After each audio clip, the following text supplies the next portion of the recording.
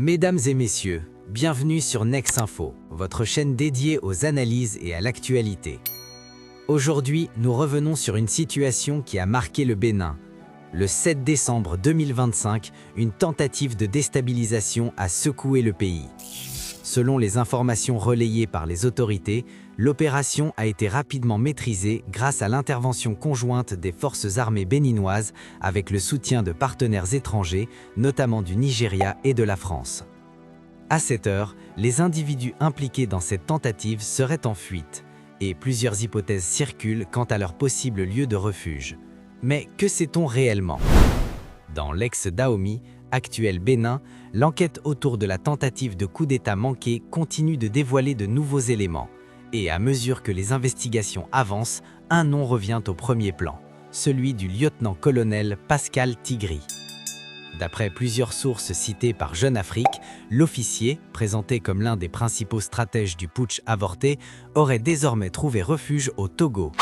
Il se serait dissimulé à Lomé 2, un quartier hautement sécurisé de la capitale, connu pour abriter des résidences officielles et des infrastructures sensibles. Pourtant, à Lomé, l'entourage du président Faure Gnassingbé affirme n'avoir aucune information concernant la présence du militaire béninois sur le territoire togolais. Une réponse prudente, mais qui soulève elle-même plusieurs interrogations.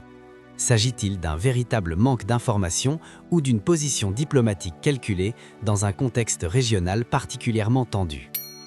Chef du 3e groupement interarmé de la garde nationale béninoise depuis 2023, Pascal Tigri est décrit comme un officier discret, reconnu pour son engagement dans la lutte contre le terrorisme aux frontières du pays. Un profil qui, avec le recul, rend sa chute présumée encore plus déroutante. À ce jour, Tigri demeure introuvable, et il n'est pas le seul. Deux autres officiers, le capitaine Samari Ousmane et le capitaine-major Castro Sambé, manquent également à l'appel.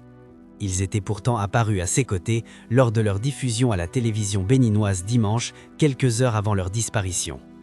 Cette affaire, entre zone d'ombre, contradictions et enjeux géopolitiques, continue de soulever des questions essentielles. Où se trouvent réellement ces officiers et quel rôle exact ont-ils joué dans cette tentative de déstabilisation?